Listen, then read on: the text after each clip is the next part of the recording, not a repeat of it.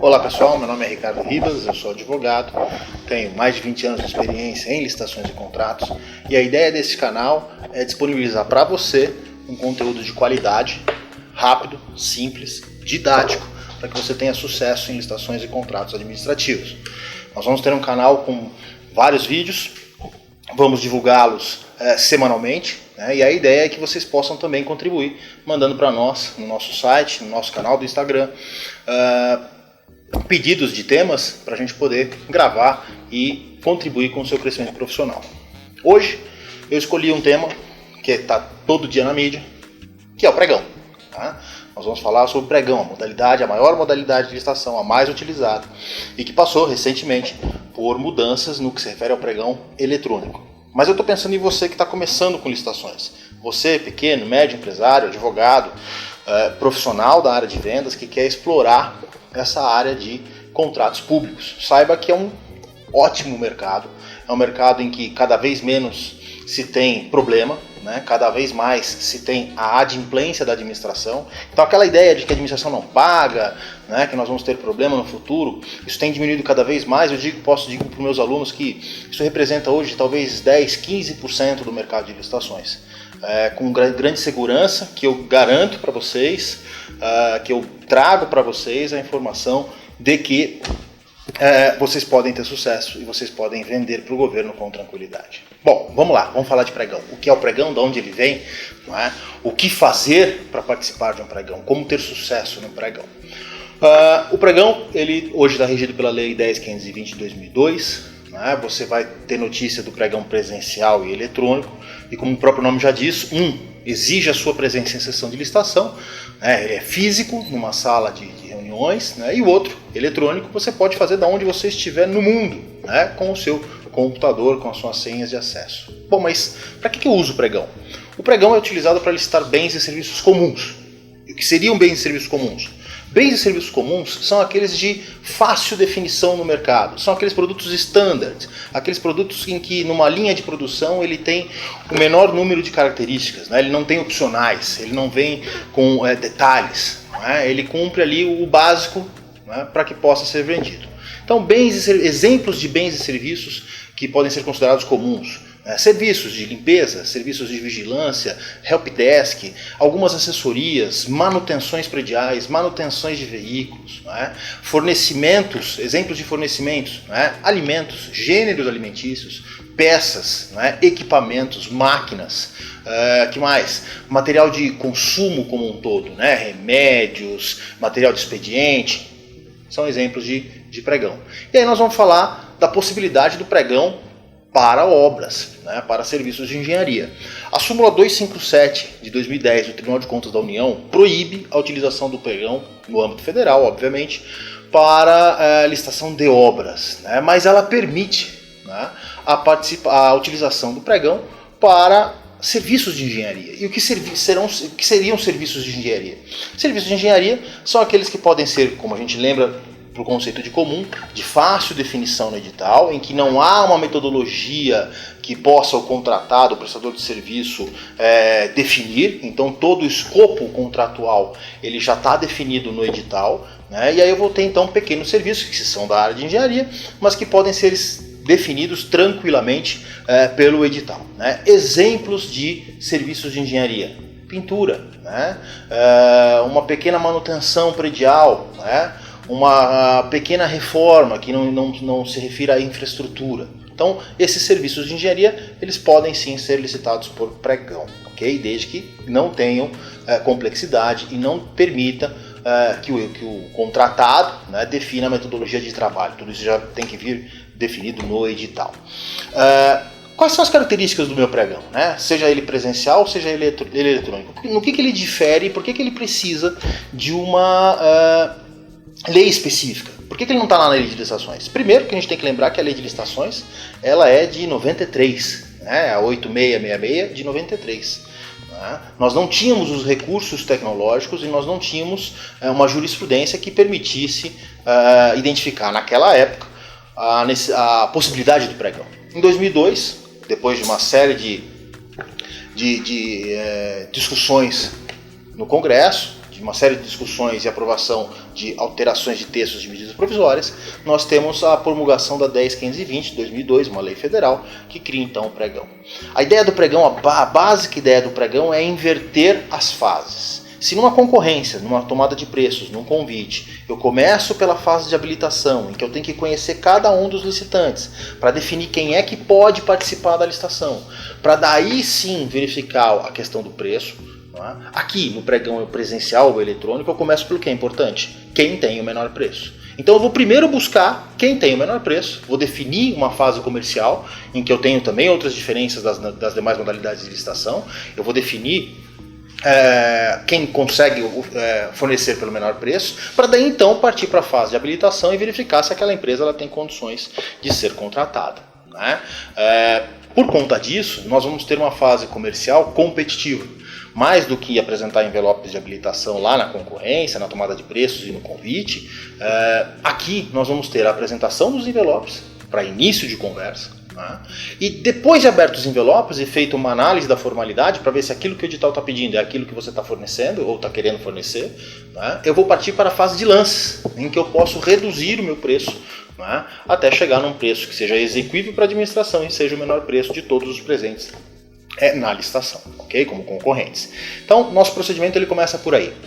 Ele começa recebendo os interessados em participar da licitação, credenciando-os para identificar quem é quem representa quem, até porque eu vou ter uma série de atos verbais, eu vou ter lances, eu vou ter recurso, eu vou ter negociação, eu vou ter o empate ficto lá da Lei Complementar 123, nós vamos falar em outro vídeo sobre ela.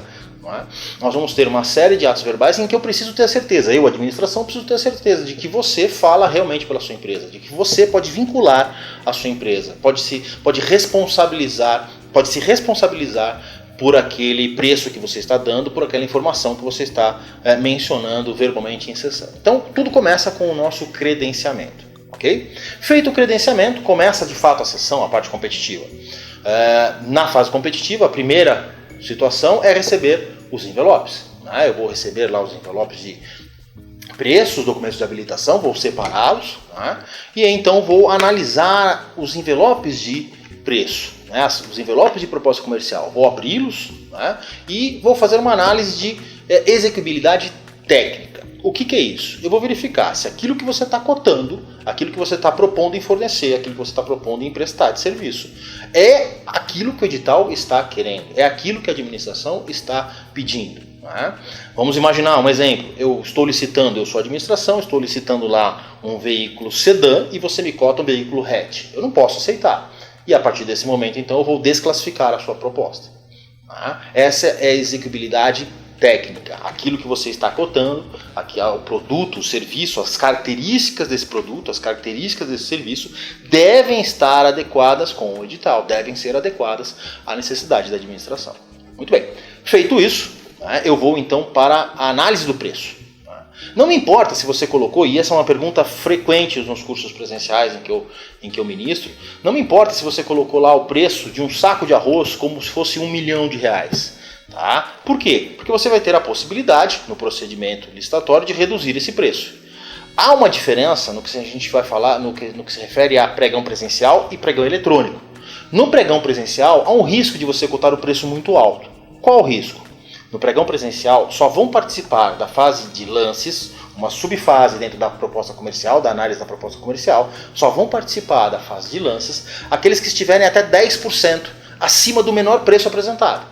Então vamos imaginar, eu tenho o listante A que cotou R$100, uma caixa de medicamento, eu tenho o listante B que cotou R$105 e tenho você, que cotou 110 e tenho o listante D que cotou lá R$500. Ora, de 100 mais 10%, e esse percentual não muda, no pregão presencial sempre será 10%, de 100 mais 10% eu tenho 110. Entrariam então na fase competitiva apenas o A, o B, você que é o C, e o D ficaria de fora. 100, 105, você 110, não é? E o D ficaria de fora. Então o grande risco do pregão presencial de você colocar um preço muito alto é esse, você não ir para a fase de lances. Isso significa que você perdeu a licitação e pode ir embora porque acabou o seu mundo naquele procedimento licitatório? Não. Eventualmente nós vamos ver que podem acontecer diversas situações em que os licitantes são desclassificados ou são inabilitados e a administração vai se socorrer dos que ficaram, dos que se apresentaram para a licitação, mas que não tiveram preço para estar na fase de lances. Então, aguarde, fique na sessão, fique atento, né? Não é torcer pelo mal alheio, né? Mas se eventualmente os teus concorrentes não se derem bem, talvez a licitação te chame para, né? A administração te chame para negociar esse valor de R$500, no nosso exemplo, e trazer esse preço para um preço exequível para a administração, dentro da reserva orçamentária da administração. Muito bem, eu tenho 100, 105 e 110 no nosso exemplo, né? E eu vou ter uma fase de lances. Os lances eles são sucessivos, ordenados e decrescentes. Sucessivos, porque é um depois do outro. Ordenado, porque existe uma regra, só fala aquele que estiver perdendo. E decrescente, porque você não pode dar um lance que já está na licitação, já está na mesa. Muito bem, os lances são sucessivos e isso não acaba enquanto tiver mais do que uma empresa dando lance. Então, se o 110, que está perdendo entre o 100, 105 e 110, o 500 está congelado lá, esqueça ele por enquanto. Né? O 110, para continuar participando da licitação, ele é obrigado a dar um preço menor que 100. Mas quanto menor? Bom, existem duas situações. A primeira situação é o edital definir a diferença mínima entre lances. Se o edital definir a diferença mínima entre lances, você tem que cumpri-la. Vamos imaginar que a diferença mínima entre lances seja de R$5, né, no nosso produto. Se você tem 110, o menor preço é 100, o seu maior lance só pode ser 95. Isso não significa que você tem que dar um lance de 95. Você pode dar um lance de 90, de 85, um lance com uma diferença maior, mas a diferença mínima você tem que respeitar.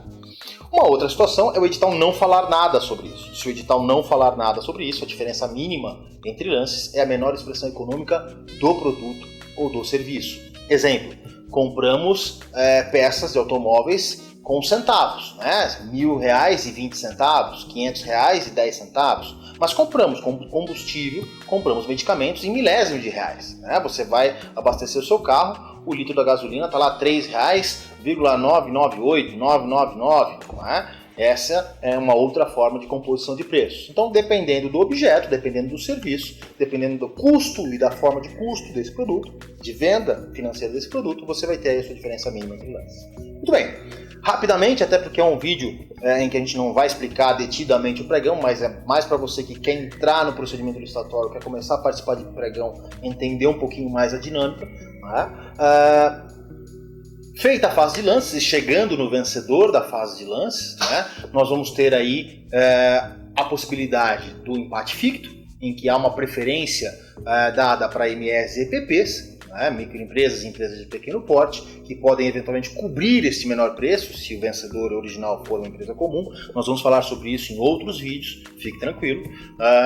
E aí então, posteriormente ao empate ficto, eu vou para a habilitação. Na habilitação, eu vou pegar aquele segundo envelope que a empresa apresentou, que você trouxe, tá? E vou abrir.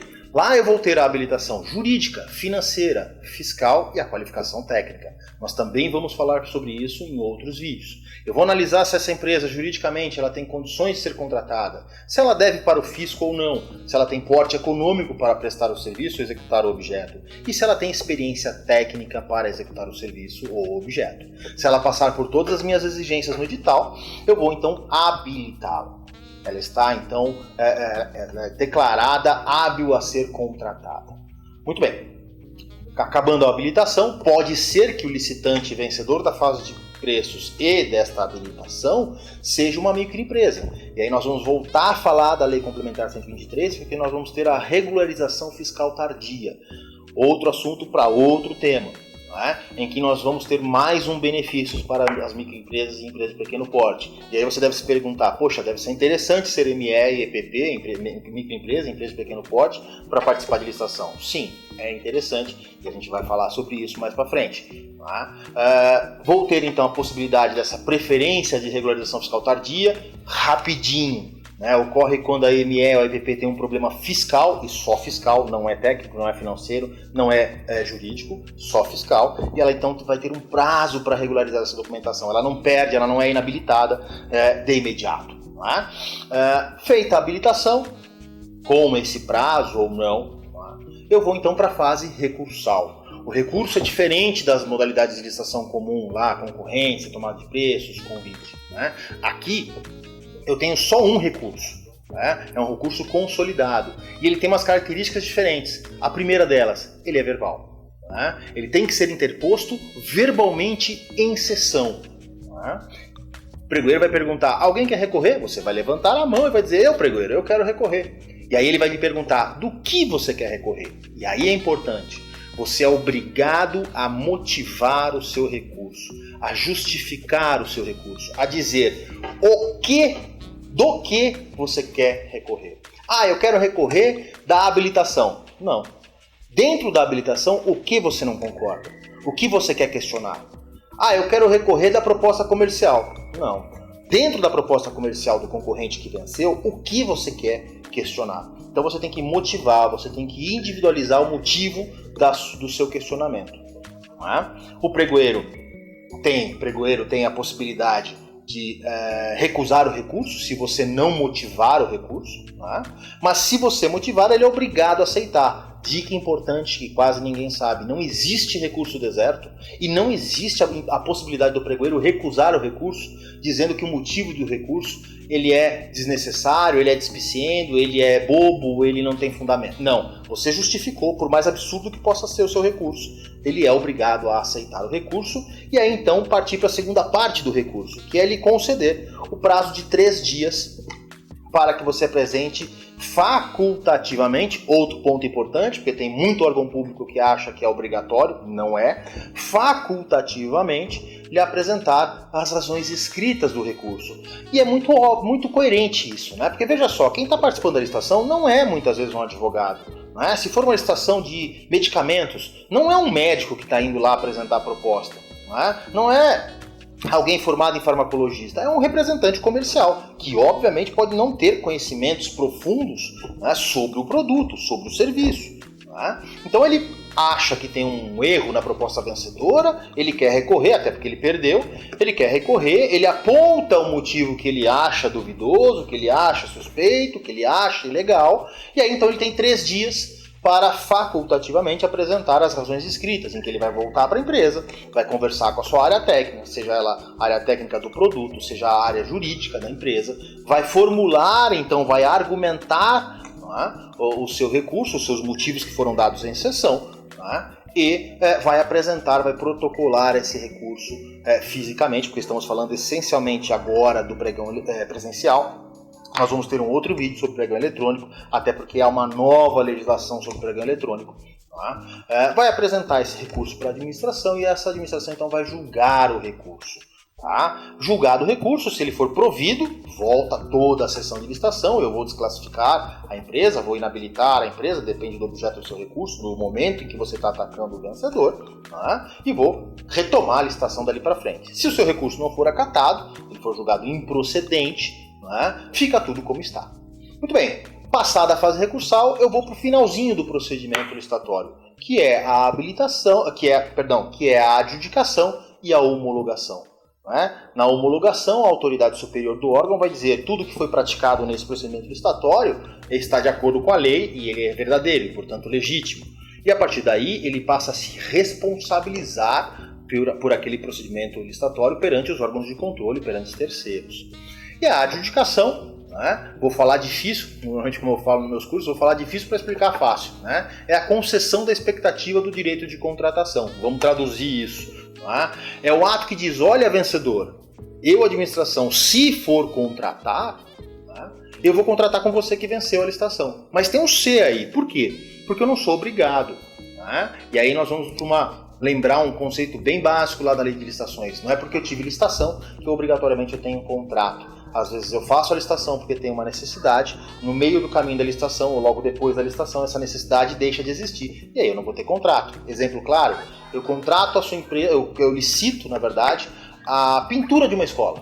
vou fazer uma reforma, vou fazer a pintura externa da escola. E essa escola fica próxima de um morro.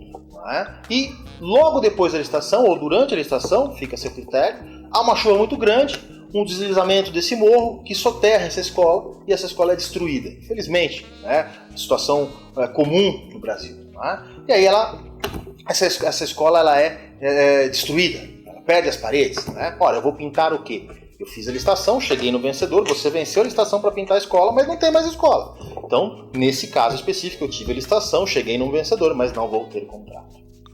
Muito bem, chegando na adjudicação, eu encerro o procedimento licitatório. E a partir daí eu volto para a lei de licitações, porque eu vou ter a formalização, se a administração quiser, eu vou ter a formalização do meu contrato.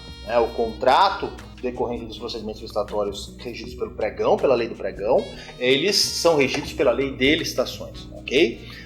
Bom, rapidamente, numa explicaçãozinha assim, introdutória para o nosso canal, para inaugurar o nosso canal, nós temos aí o pregão presencial então. Eu agradeço a presença de vocês, eu vou solicitar que se você gostou desse áudio, desse vídeo, você o compartilhe, informe nas suas redes sociais, siga no nosso Instagram. Né? Se você gostou, clique no nosso joinha aí, acione o sininho, né? Para que você receba nossos novos vídeos, as nossas novas informações. Né? E nós temos uma mentoria gratuita via WhatsApp. O que é isso? Um grupo de interessados em licitações, né? Que podem contar gratuitamente com o meu auxílio. Você entrando nesse grupo, você pode postar suas dúvidas e eu vou tentar ajudá-lo, obviamente de uma forma simples, de uma forma rápida, vou tentar ajudá-lo dando aí o caminho das pedras que você pode seguir. Faça parte do nosso grupo. Compartilhe os nossos vídeos e nós nos vemos aí. Uns bons negócios para você em 2020. Sucesso para nós. Abraço!